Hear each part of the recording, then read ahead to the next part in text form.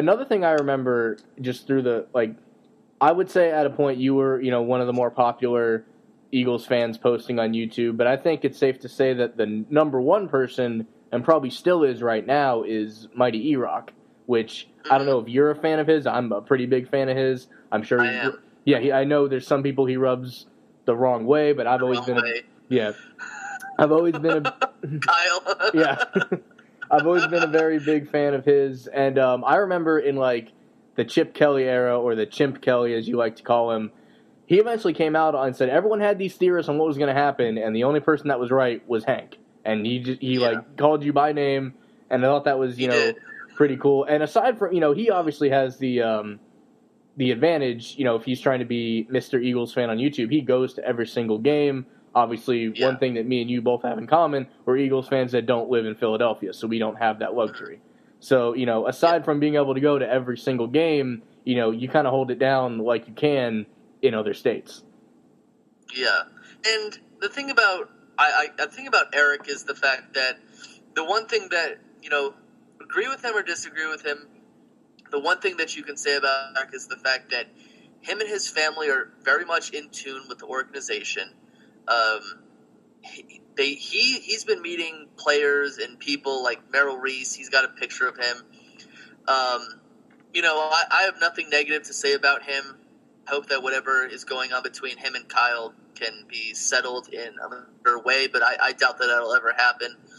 When the Thanksgiving game between the Eagles and the Lions, they lost that game, and his mom, he had her on video, and she was just like, she called him Chip, but I still to this day would like, I still think that she called him Chimp. Right. And, he made that video about me. I think another event status, Main Event TV, he also made a video about me as well. Mm-hmm. That felt good.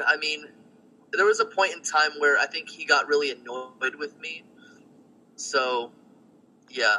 That could happen. And I think even with him, everyone's kind of calmed down a little bit. He can get riled back up. But, like, nowadays, when things are going crazy, like what's with the Winston Foles situation, he's the kind of guy that makes a video that just kind of puts it all out there and tries to calm the fan base down. Doesn't normally work because a fan base, fan is short for fanatic. They're there to overreact. Yeah. But I do feel like he is the kind of person, even now, that tries to calm him down.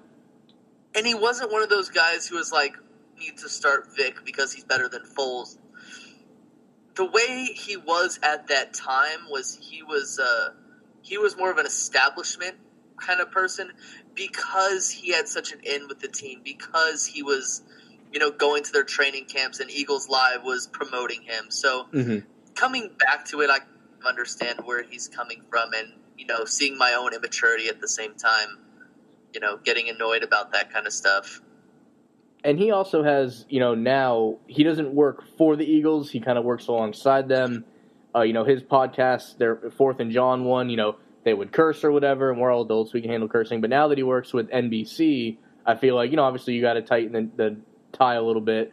But I don't think it affects their content. I think it's good that he gets the platform that he does, because he's kind of the gap, the way I feel, between the fan base and the organization. And that's if someone has to be in that role, I'm glad it's him.